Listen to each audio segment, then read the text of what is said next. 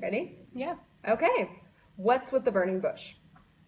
And what secrets can we learn from the burning bush? So by the end of this year, I'm hoping to give you a really deep and profound understanding that we can get out of this incident that happens with Moshe and the burning bush. But before we start, let's go back and actually hear what happens with the burning bush. Okay, so Moshe is tending the flock of his father-in-law. Who's his father-in-law?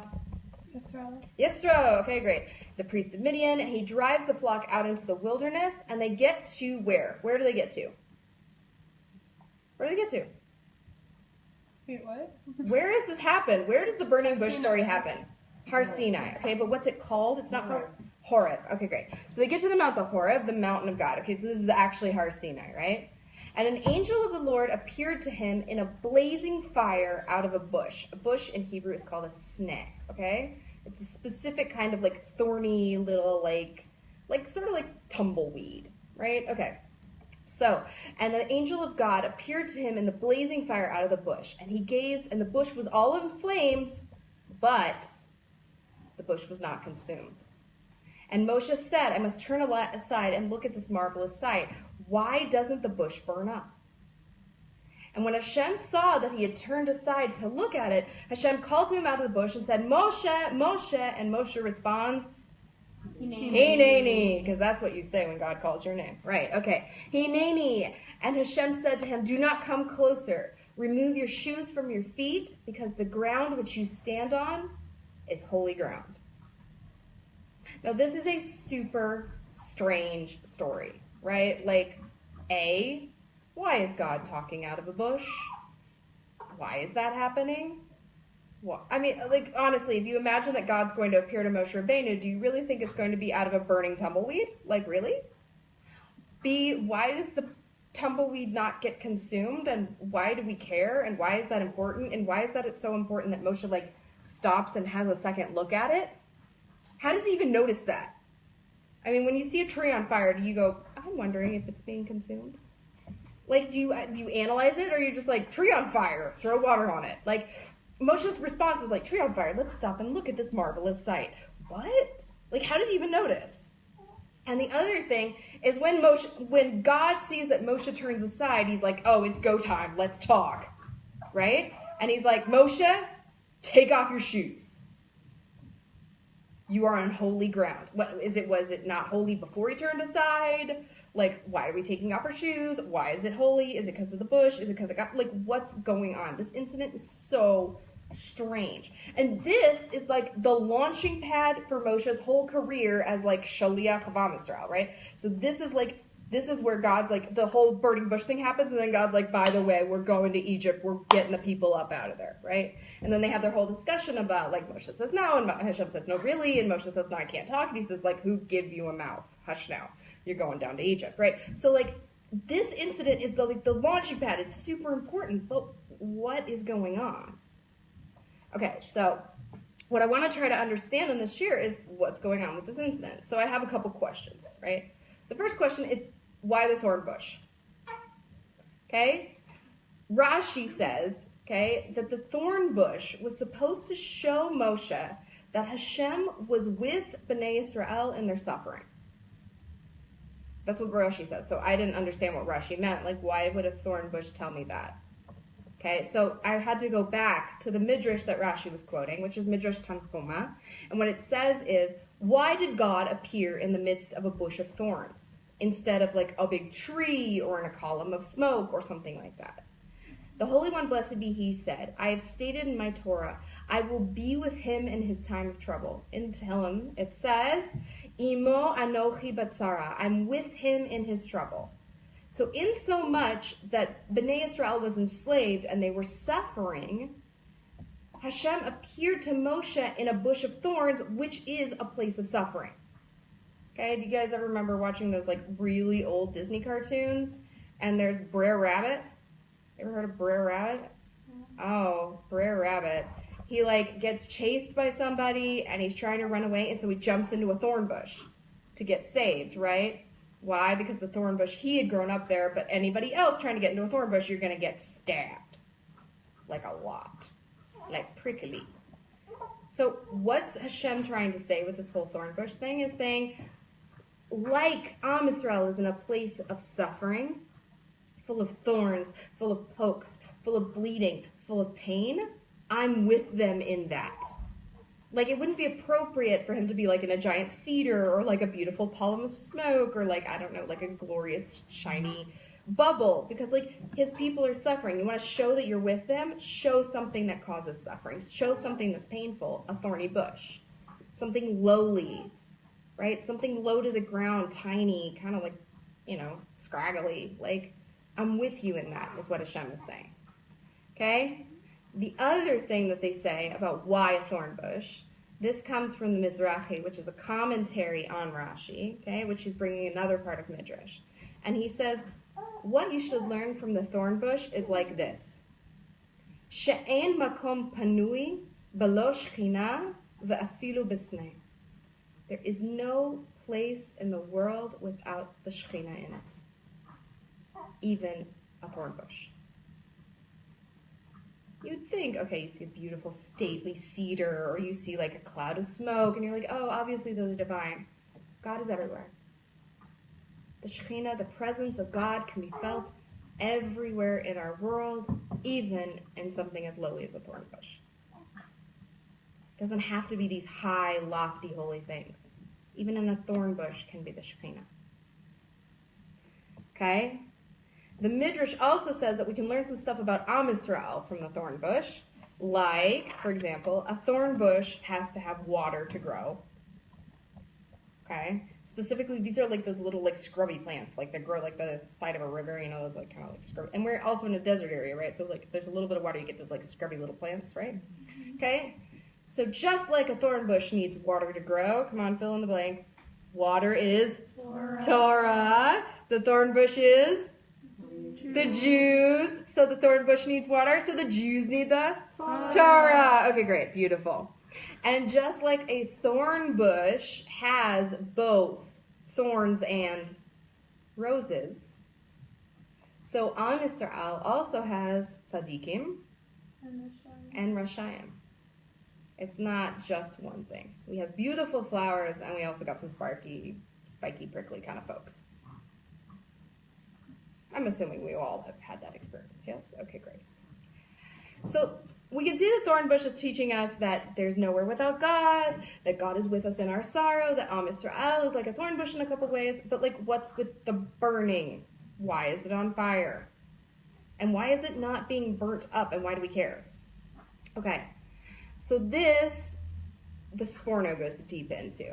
And what the Sforno says is like this. The thorn bush is a metaphor for Am Yisrael, right? And they are the messengers of God on earth. And they're surrounded by this fire. Okay? The Egyptians didn't see Am Yisrael as something holy, as something special. They saw them as like a big pile of prickly thorns, which you would set on fire, commonly. Okay? So Am Yisrael, for the midstream, for the Egyptians, looked like this pile of like whatever plant that I don't care about. But here's the thing, is that plant, when the fire came, wasn't consumed. The 10 plagues come down to Egypt, and Egyptians suffer. And what happens to the Jews? Nothing. The fire comes down, but the thorn bush is not consumed. The fire comes down, but the thorn bush isn't touched by it. The plagues hit Egypt, and you thought that this was a lowly, whatever, enslaved people. Yeah, well, they're lowly and enslaved, but the fire doesn't touch them. You're over there getting burnt to a crisp. And they are cool as a cucumber. Right? This is what Hashem was trying to tell Moshe. He's like, I'm going to bring a fire down. And I'm going to pull my people up out of there, but don't worry, they will not be consumed. The fire won't touch them. Okay? So the next thing Sforno says is, okay, I get the fire, I get the metaphor, I get the Egypt right out, but why does the Torah stop and tell us that Moshe turned aside and have him wonder out loud, what is this marvelous sight? Right? Like, you could skip that. Right? Why does the Torah bring that? So the Sforno tells it like this. He says, when Moshe took a deeper interest in this phenomena, then God decided to appear to him to explain what was going on. This is in accordance with the idea that somebody who wants to purify himself, God extends a helping hand to help him. When Moshe gets curious and looks for the answers, Hashem appears to him and gives him the answers to his questions. But the first step was to recognize that something was going on. The first step was to look for an explanation. The first step was to be like, wait a minute, wait. Fire and bush, but the bush is not going to, this is weird. What? I'm going to stop and take a moment. Moshe recognized that something was going on. And because he had that awareness, Hashem was like, oh, you're aware? Then you deserve an answer. Let's talk. Rav Moshe Shapiro teaches that this burning thorn bush was actually a test for Moshe's leadership. He noticed a detail. A good leader notices details in the situation. Most people, when they're walking by a bush, would be like, oh my gosh, a burning bush!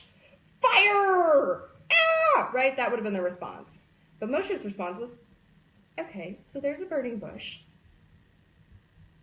Bush appears not to be consumed. Fire appears not to be going out. Let's analyze the situation. And that's the difference between a great leader and an average leader. An average leader is like, oh my gosh, there's a fire, and then they freak out, right? And then they're like, oh my gosh, we need to have a meeting. Let's have a meeting, everybody. Right? But Moshe was like, okay, before we freak, before we go throwing water on everything, what's going on here? What's with this fire? What's with the bush? And he stopped and he noticed details. And then the next thing is what made him an excellent leader. And the next thing is what made him a leader for Am Yisrael. Right? An average leader freaks out and throws water on the bush. A better leader is like, let's stop and look at details.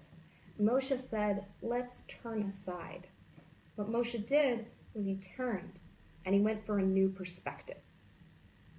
He wanted to look at the same situation from a slightly different perspective to see what he could learn from that. And that's an excellent leader.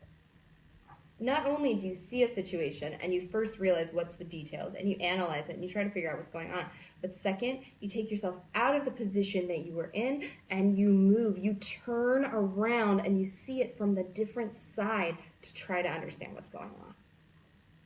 You don't take things at face value the way you first saw it. You look at the situation and you look at the other side. And when Hashem saw Moshe do that, he said, this guy can lead Am Yisrael. He has the ability to look at a situation and not just take the first impression and run with it. Right? Because if the first impression, we're in real trouble. Because like we're in enslaved people in Egypt. Like this is not going to go well. Like I know I'm just going to walk up to Pharaoh and be like, hi, we're leaving. No. Like you need somebody who can look at the details of the situation, but also look at it from a different perspective. Look at people, not from the first impression, but also notice the details. Notice exactly what's going on. Don't just react. Think. Analyze. Look at it from a different way and then react. That's what makes a great leader. The other thing is that Moshe's turning aside wasn't only something he did at the burning bush. This idea of like turning and looking at something differently. The same thing happened when he was in Egypt. So the Midrash says like this. Moshe, when he would go out, he would recognize the burdens of his brothers. So he would see a large burden on a small person, or a small person like with a big burden, or a man's burden on a woman, or a woman's burden on a man, or an elderly person having the burden of a young man, and he would leave aside his rank. He would turn aside from being Prince of Egypt, right? And go and right their burdens and act like he was assisting Paro. He'd be like, oh, I'm sorry, yeah, clearly this is causing a problem with Paro's building project. I'm just going to move this burden over here to the correct person and move this back over here. Okay, great, have a great day doing this for Paro because I'm doing it for Paro because I believe in Paro, right?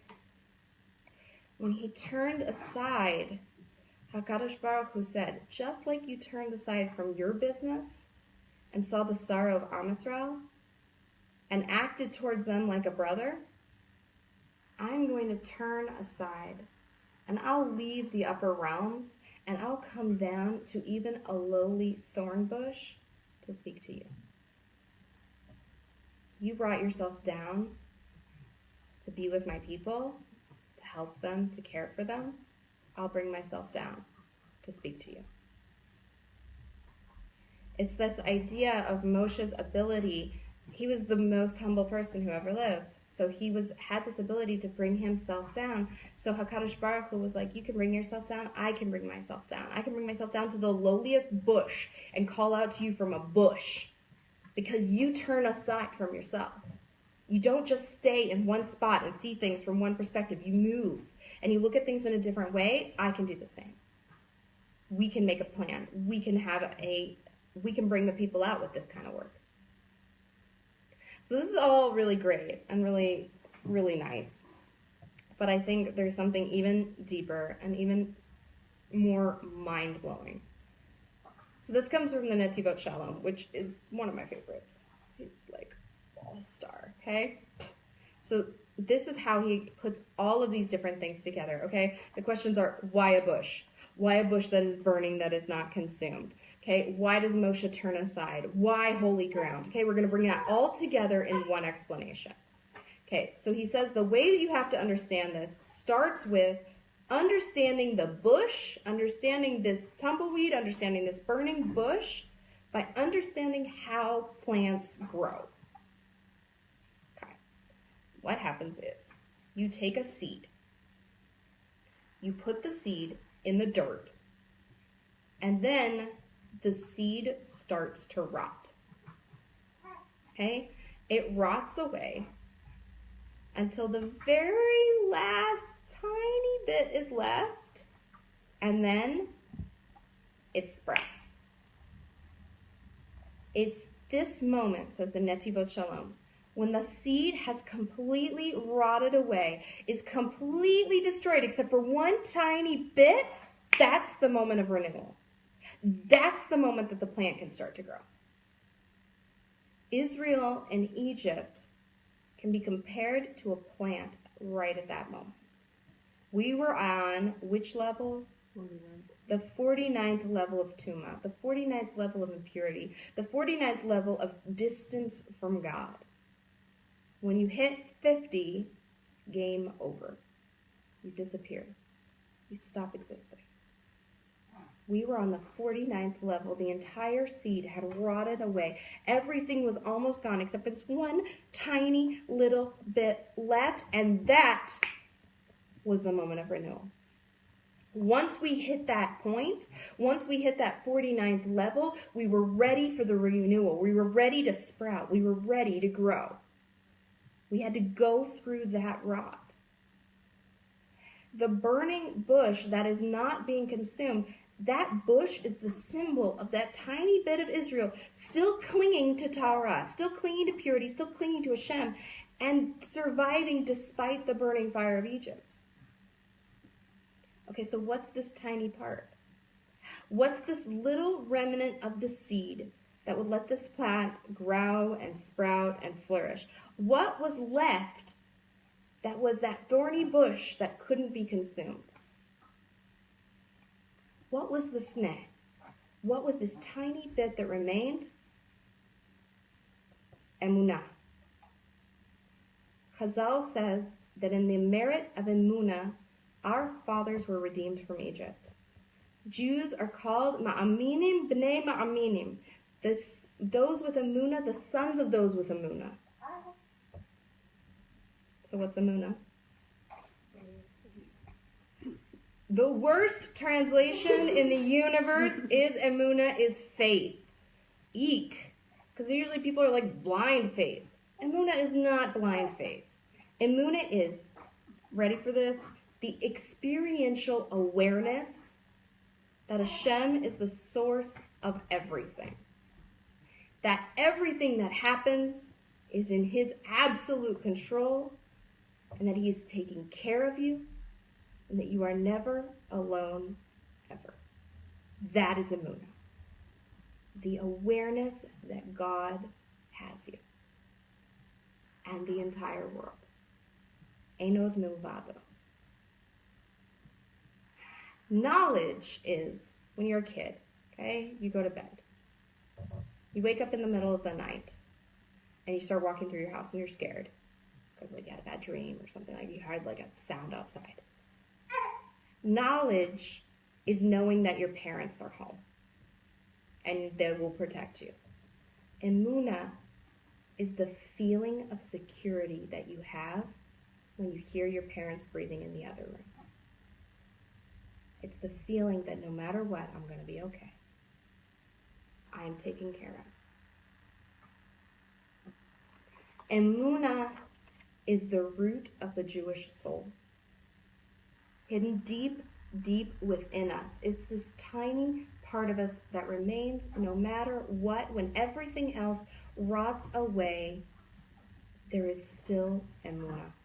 Even on the 49th level of Tuma, even on the 49th level of impurity, even when everything looks like we are totally gone, there's nothing left, Emunah remains.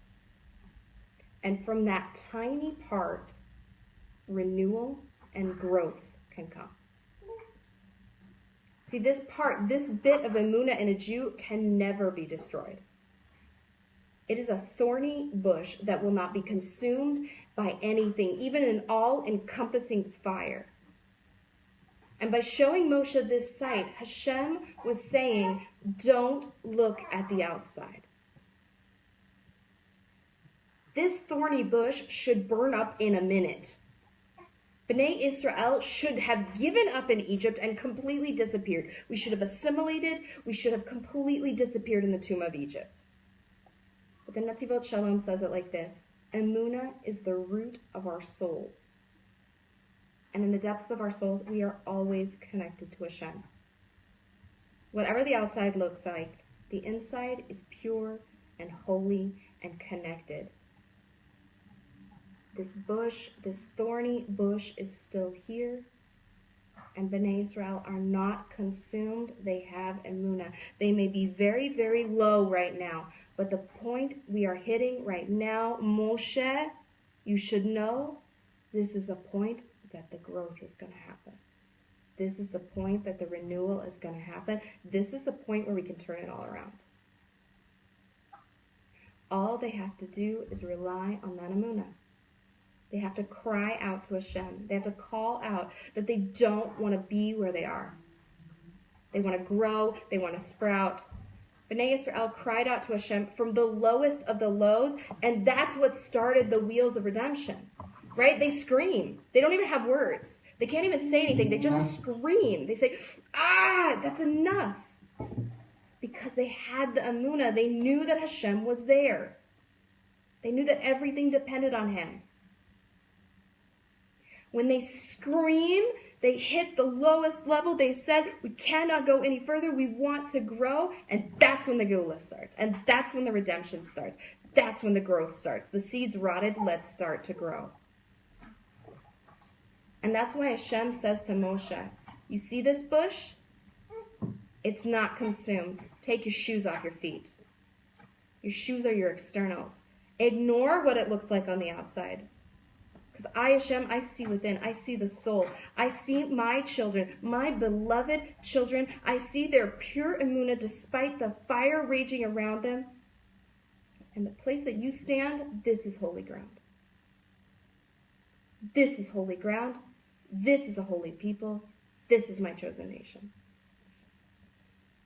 And what the Nativot Shalom continues and really brings this home for us is he says that the greater Geulah, it's the same for our personal Geulah.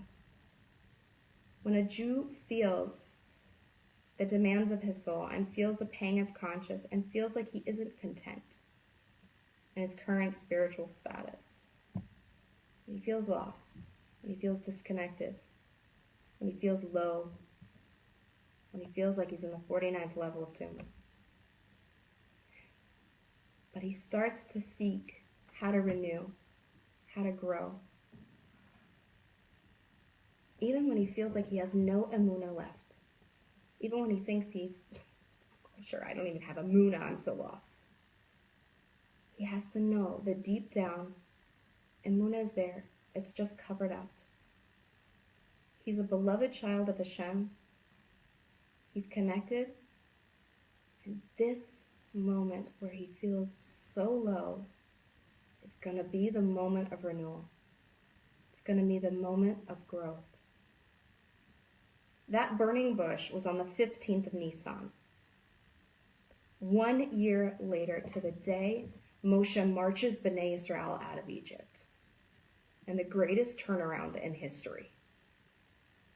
And 50 days after that, on that exact same mountain where that burning bush was, we stood as a nation and we heard Hashem speak to us directly. We were so low, but the knowledge that Hashem was there, even when we were so low, turned the whole thing around. The word sneh, right, thorny bush, in Gematria is 115, which is the same Gematria of Zo Emunah. This is Emunah. Being at your lowest, having fire all around you, and not being consumed. How much would we change everything if we could see beyond the thorns? In ourselves, when we feel the most lowly, the most gone, the furthest of faith, the least holy, the biggest fakers, if we saw those moments instead of being in the deepest, darkest valley, but rather, I am a seed and this is my moment of growth. I am so low right now, but Hashem is with me and everything he does is for good and I am going to grow. What would it be and how would our world change if when we looked at another Jew, we stopped seeing the thorns? We stopped seeing the outside. We stopped seeing how different they look. And we rather see that despite the fact that we're in a burning fire of Tuma in this world, their soul is not consumed. How would it change how we interact with unaffiliated Jews? If instead of seeing the thorns, instead of seeing the tumbleweed, we saw the holy spark of holy Kedusha, and we took our shoes off and we recognized that this is holy ground, and that sneh has not been consumed. This world is a hard place. You're still here, you're still fighting, you're not consumed. This is holy ground, get your shoes off. The root of Emunah is within all of us. The knowledge that Hashem is there is within all of us. No matter how lost we feel, no matter how dark it gets, no matter how far we feel like we've gone, the turnaround point is any minute. The sneh is not consumed. We will not be burnt up. We will never be lost. Moshe Rabbeinu had to see this before he took over leading this nation. He said, what you're going to see so many times that you think this is endgame. This sneh will not be consumed. This emunah will not disappear. These are my beloved children. When they go the furthest from me, it's just the moment to spring them right back. It's like a rubber band. The further you pull it, the farther it launches. And that indeed is a wondrous sight to see. That is indeed something worth turning aside and stopping and looking at from different angles. Looking at ourselves in the mirror, and instead of seeing the lowly, look at a strong bush, a strong, thorny little tumbleweed that we are, that no matter how hard you try, you cannot burn us. No matter how hard you try, we will not be consumed. This world cannot touch us. We have emunah. We have strength within us. This is just the moment of renewal. And B'ezrat Hashem, this will be this lowliness that we're in, this darkness that we're in, this crazy world that is going on around us right now, this loss that we feel. God willing, this is it. This is the last little bit of rot. And the Geula Shlema, and the merit of our emunah, and in the merit of our connection with our God, and in the merit of the love that God has for us, the love that Hashem has for his children, the Geula Shlema will begin B'mhera b'yameinu, and we all say, Amen.